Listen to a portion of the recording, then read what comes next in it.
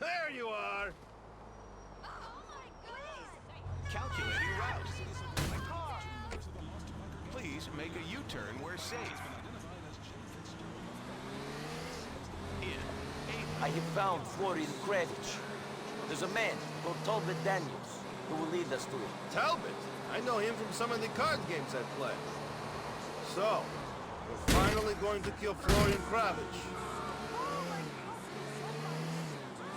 You know, if this fucks up, the bad shit's coming down on my head. What do you mean? I mean, you fuck up and I take the shit. You kill the wrong guy, and his friends will fuck with me to get to you. I didn't have no scars until you arrived. Now I am practically chopping board to have so many cuts on me.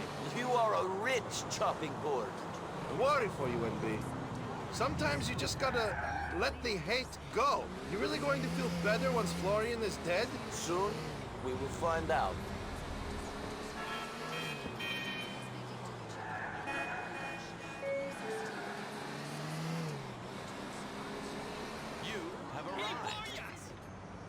There he is. Let's go talk to him. He's always at the games being held around Algonquin. Not too good either. I don't think I've seen him win a hand. Hey, I hear you know Florian Cravic. Where is he? Florian Cravic? I don't know what you're talking about. I've been head-to-head with this guy a few times, NB. I know his tells. He's lying. Roman, what's this about? He doesn't act well under pressure, NB. Beat him a little. All right already. There's a guy I know, likes to be called Florian Cravic at, certain moments, lives uptown somewhere. Show me. Hello everyone, welcome back to GTA 4. I just wanted to let all of that stuff, go without comment before I started saying stuff, but yeah boy, here we are. We're about to find our rival Florian, I forgot his name, and Talbot is really in no fucking rush to get there. And this part is interesting because it is maybe the only mission in the game where you don't have a waypoint to where you're going.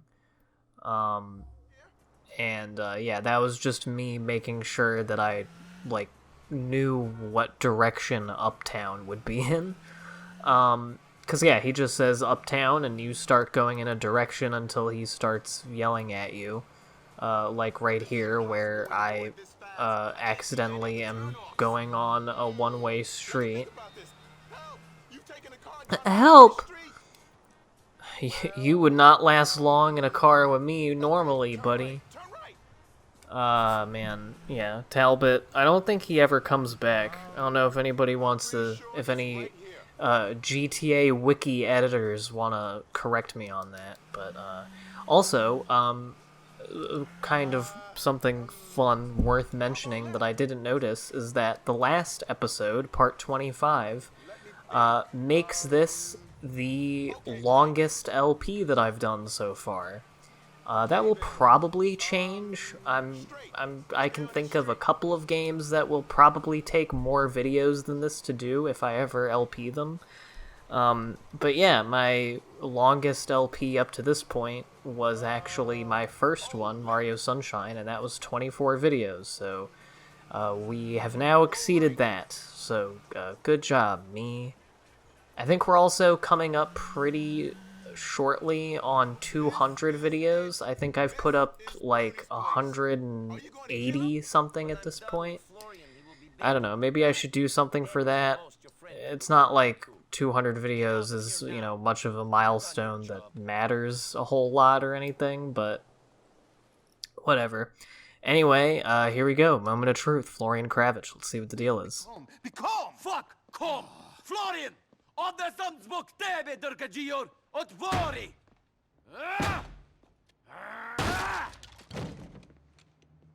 Florian! I've come for you, Florian. Oh, go away!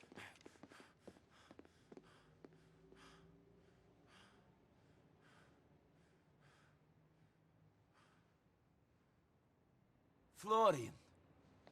Yesitoti. Niko? What the hell are you doing here? What happened to you? Oh, I started working out. You know, toned up the, Florian? You used to work in the abattoir? Oh, don't remind me. Roman?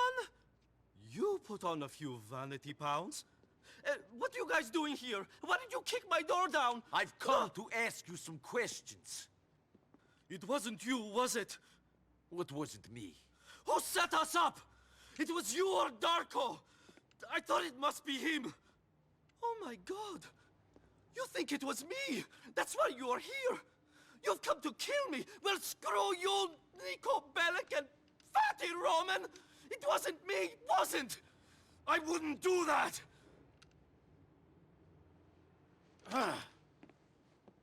Can we stop with the fat jokes, Florian? It's Bernie now. After I came here, I wanted a complete change, so I became Bernie Crane. I'm sorry about the fat thing. You're still kind of cute. Gee, thanks. What are you doing here? Well, I'm a lifestyle coach, and I teach an aerobics class, and I'm in love. He's married. It's so doomed. And he's in politics. He's the deputy mayor. Bryce Dawkins? But he's so into family values. Oh, that's just politics. Where is Darko? Dead, I hope. I'm not sure. I heard he was still in Europe or Switzerland or somewhere. But then I heard that you had joined the circus, so information can be unreliable. We have to find him. We have to find him. I think he's a bit freaked out. I guess he thought seeing you would answer some questions. So I see. Well, it's great to see you guys. We must do brunch. Sure. See you later, Florian. Bernie! So, Florian has changed? Yes. He's moved on from what happened to you. You should have moved on too. What are you going to do? He may not be here in Liberty City, but he's still out there. I will find out where Darko Brevic is, and I will make him answer for his actions. We know now that it was him. I need to be alone now, Roman. Sure. I'll see you later then. Call me, okay?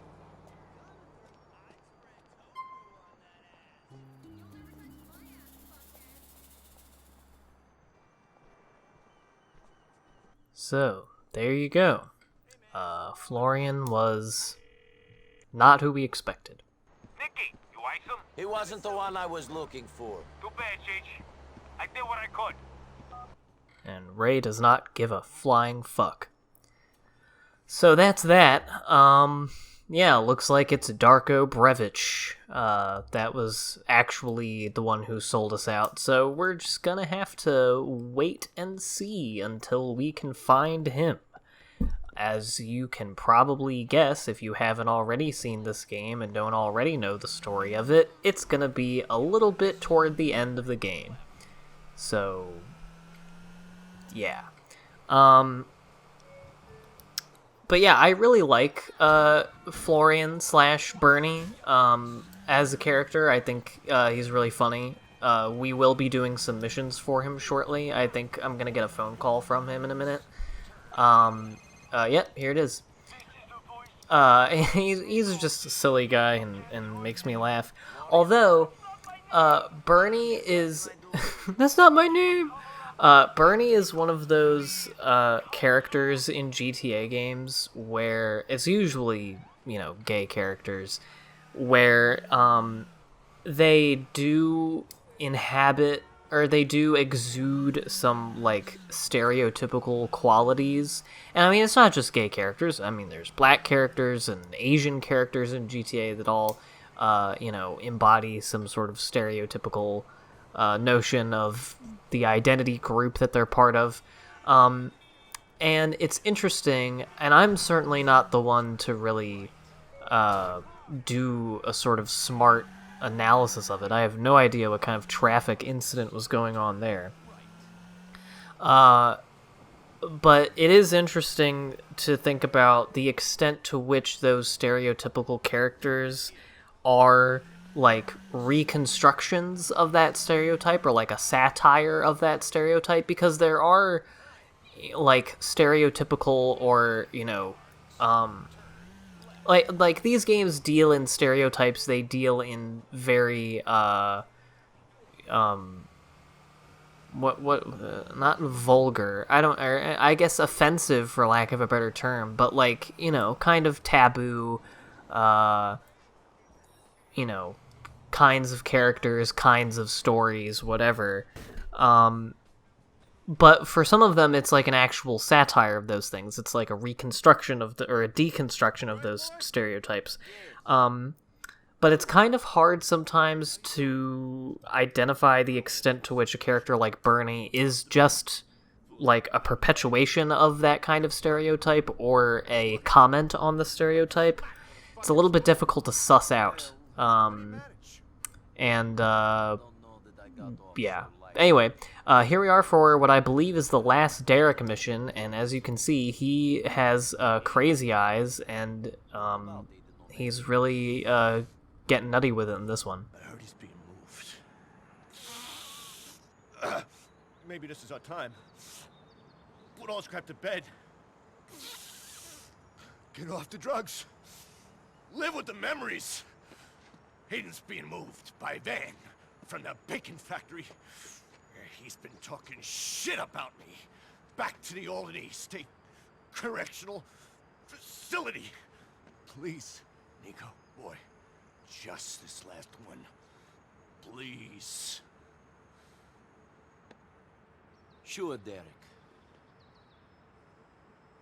You and me, we're the same. The same. The same. We're the same, you and me. Derek really is wilding out right now. So this is a pretty long mission, and there are no cuts or anything. This is actually like kind of the exact opposite of the last video, where there were a million edits because I was going to a billion different places and, you know, fucking up the missions and everything. This, I'm looking at a completely naked and uncut bar in my Premiere timeline. So should just be a straight shot. But this is a pretty long one. We gotta drive and go get the truck. We gotta bring the truck and block the tunnel, and then the cops are gonna come, and then we gotta fuck all the cops up, and then we gotta steal the convoy that the dude is being transported in, and we take then we gotta lose the convoy and then get in another car and then bring the dude somewhere and then leave. So yeah, it's a little bit of an elaborate and long mission that in and of itself isn't super important. Like, I don't think that this character that we're gonna bust out like is relevant to anything else or like comes back or anything. Well, he certainly doesn't come back. Spoilers. But the aftermath of what we're going to do in this episode, in this mission, is quite important for the story. And at the end of this video, we will be getting into another big choice in this game. Another choice of someone's fate, and I'm sure you can guess at least one of the people that's going to be involved in that choice. Again, if you haven't already, if you're not already familiar with the story of this game. If you are, I assume that most people, I know I've talked about this before, but I assume that most people watching this already know what happens in this game. So, like, me, like, pussyfooting around talking about it is probably kind of, obnoxious, but I want to do it for the people who are watching along with this LP that don't know everything about the game or whatever, all two of them. And I mean, I'll also, honestly, because I can't really talk about, like, the second half of the game in any detail, because, as I've said multiple times, this is really the first time that I'm paying a good deal of attention to everything happening in the story with an adult brain. Why don't we just But,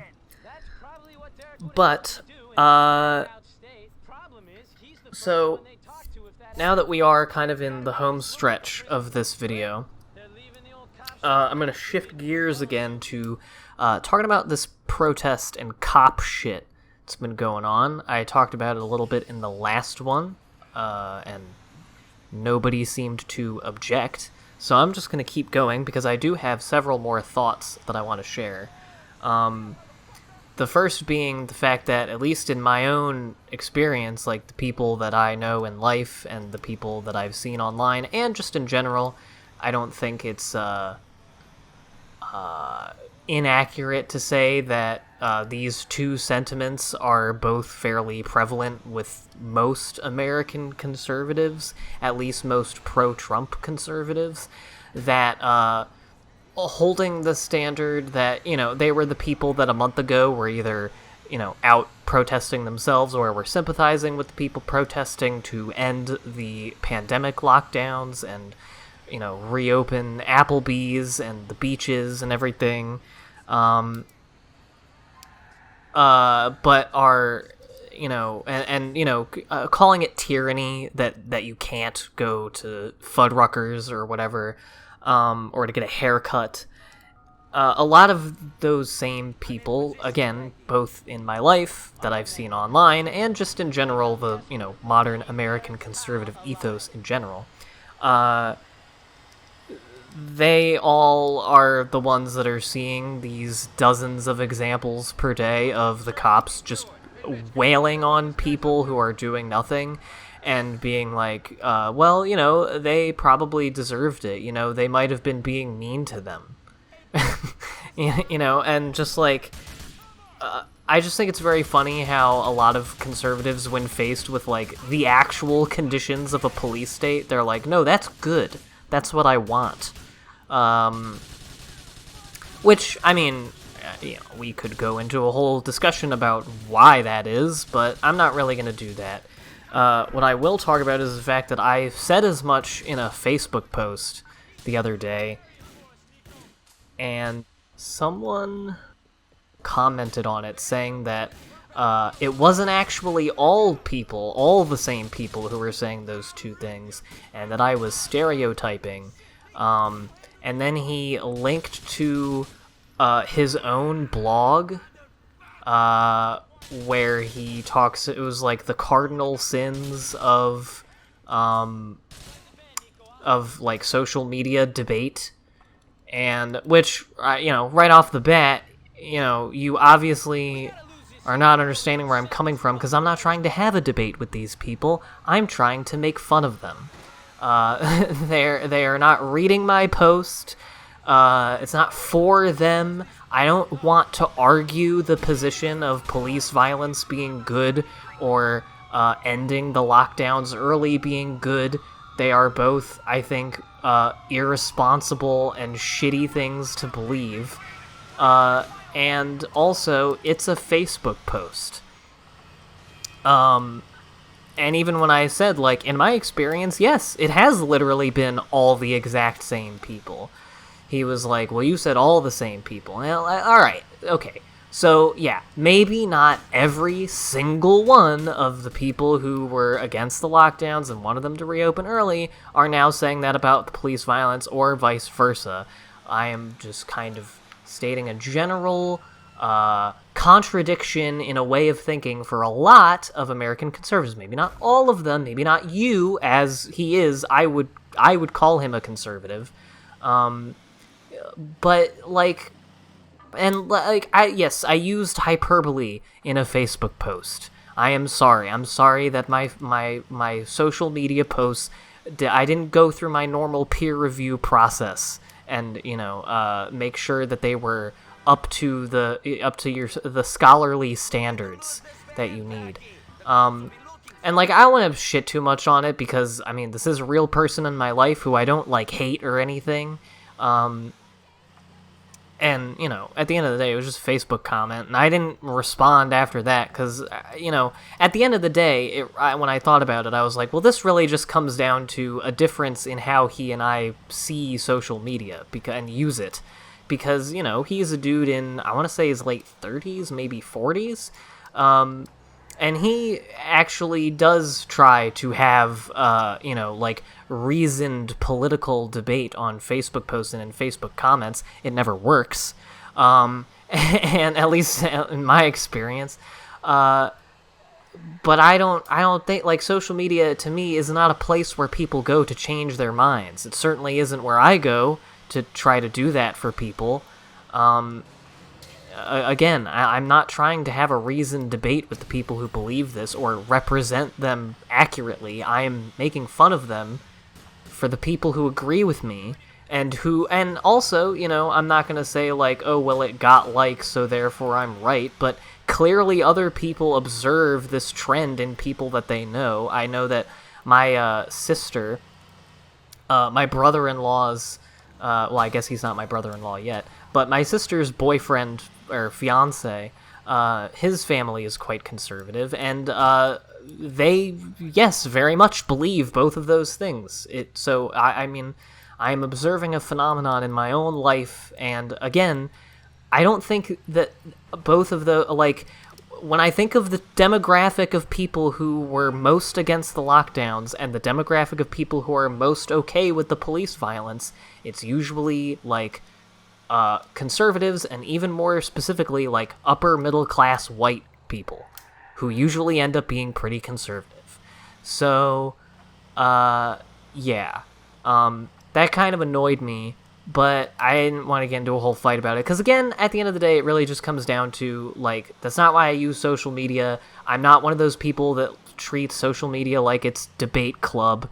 I mostly think that that's fucking annoying, and I really only use Facebook to, you know, just voice opinion. Again, I don't expect anyone to change their minds, but I try to post stuff about, like, maybe giving a different perspective on a part of modern life that we consider normal, and maybe get people to think about it a little differently, which I've succeeded in doing a couple of times, but again, not the place that I go to have, like, a scholarly level debate where, you know, 0 people engage in any logical fallacies, or whatever. And, you know, maybe, yeah, I was getting a little nutty with it, and I made a big generalized claim. Sorry, it's Facebook. You know, what are you gonna do? I'm not gonna worry about it. But I just thought that was a weird interaction, and I mean, worth noting, because most people don't even comment on my Facebook shit at all. So all the people who are, like, all the conservatives who would have, like, disagreed with that vehemently, that I followed on Facebook or am friends with on Facebook, all of them have fucking blocked me already. Over other like, I've been, you know, a lefty boy for several years now. Like, anybody who takes issue with the way that I look at the world has already deleted me from their life. And you know what? It's been for the best for both of us, I think. So yeah, I'm not really worried about, like, offending or misrepresenting those people, because odds are they're not even looking. But anyway, another thing about this whole scenario that's going on is that people in my life that I had always pegged, and that had always presented themselves as either, you know, just kind, you know, regular liberals, or you know, moderate, apolitical, if you will, you know. And obviously apolitical doesn't mean what it says it means, but you know what I mean. People who are pretty disinterested in politics and have never really had an inkling for anything super radical in my life, this past week, all of a sudden, have been saying shit like all cops are bastards and abolish the police or defund the police. And I think that's a pretty significant development. Obviously, that's entirely anecdotal, but I mean, I've also seen polls lately that, you know, I think I saw that like 54% of people in America thought that the protesters in Minneapolis burning down that police precinct building was justified. Like, I don't think people appreciate that this is really the first time in American history that there has been, like, a significant level of unrest about either a police issue or, you know, about the police, about racism in general, or, you know, just, as I said last time, I also think that these protests and riots are also just sort of a reaction to the general state of things. You know, not just with the police, although, you know, the police are a crucial part of the way things are because they suck resources out of other things in order to make sure that we have enough resources to beat the shit out of you anytime that you say something we don't like, or break curfew or whatever. But this is the first time that there's been a sort of period of unrest over those sorts of issues, and they have majority approval in this country. Like, the civil rights movement wasn't popular at all. I think the number is that when Martin Luther King was assassinated, the number of people in America who disapproved of him was 75%. Like, he was one of the most hated people in the country, and he's the big peaceful dude that we're told, like, you know, him not being violent is why anything happened. But that's also just because people learn an extremely whitewashed version of the history of the civil rights movement in this country. But yeah, the fact that people are really starting to question that institution is very significant to me, I think. And I do have more to say, but this cutscene's important, so I'm gonna let it go first. Why didn't you tell me Derek was back? What? Why didn't you tell me you was hanging around with my brother? I assumed if you cared, you'd have found out. Well, I have found out. Jesus. You know Derek's not well? No? No. He's sick. Always was. He's always off getting involved in someone else's fight, making a fool of himself, betraying people, going into hiding. He's an idiot and a coward. It's not my business. Whatever he stood for, he betrayed. He only left here in the first place because he was caught stealing from the Mafia. He's a pathetic wretch. Okay, I got it, so... Now, he's gonna ruin my life. If it wasn't bad enough having a bunch of crooks for brothers, now I've got him threatening to talk to a journalist about his family, about me. Well, tell him to be quiet. I am trying to become the commissioner of police. I'd be a laughingstock. Cop with the famous snitching traitor for a brother. Ugh. You know, the crooks I can handle. See, that I can spin. But not this. Not this. You got the big problem then. Me? We, my friend. We. You stop it. Stop? Stop. Kill your brother. He's already dead. Just put him out of his misery. Fuck you. No, fuck you, pal. I'm gonna meet him in the Courtyard Park off Bismarck and Lancet. Deal with him.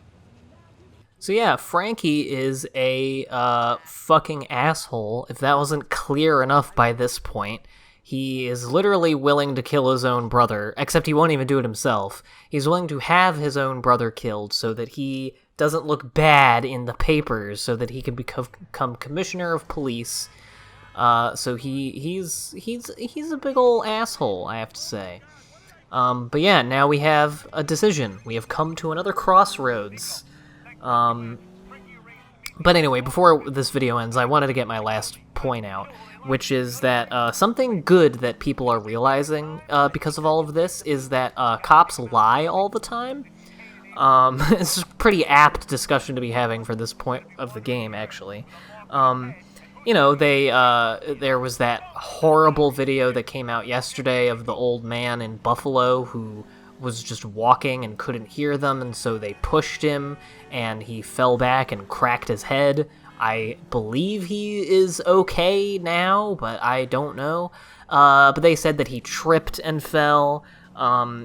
And in Philly here, there was a protest on I-676, and everyone was seated and boxed in on the side of the road, and they started tear gassing, and they falsely said that it was provoked by the protesters being violent. They said that George Floyd was resisting arrest. They said that the CNN reporter that they arrested in Minneapolis the second day of the protest didn't identify himself as press. And all of these things are things that are on video. And you can just see that that is very much not the fucking case.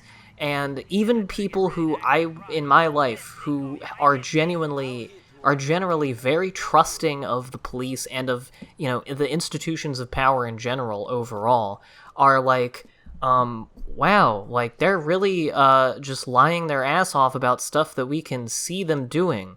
And it's like, yeah, imagine, and they're planting bricks near the riot, so it looks like people were throwing bricks when it was a peaceful protest. And it's like, yeah, wait until you found out what they did with crack in the 80s. Like, imagine what they're lying about that we're not filming. This is how they're acting when they know that everybody's got a fucking camera on them. And so I think that's a very instructive lesson, and I really don't know. This is one of those. We're at a moment in history where I truly have no fucking idea what's gonna happen. Because, as I said before, I don't really think that people can see the situation that we're in and go back to normal. Whatever normal was. Real well. I'm sorry about how life turned out for you.